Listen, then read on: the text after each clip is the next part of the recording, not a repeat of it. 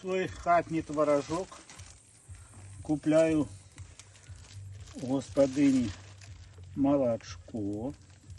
Ось отрималося творогу кілограм 10. Творога справді з 20, не з 20, а з, зараз скажу, з 20, по-моєму, літрів, или 30 літрів молока і плюс 2 кілограми масла. Я його заранаживаю у пакетики і у морозилку. І потім знову буду купляти. І знову робити. Смакота неописуема. У мене є в Америці мой доктор Берг по харчуванню. І він вирощує курочки, щоб яйцо було своє домашнє. Но його немає можливості такий творог робити і таке масло робити.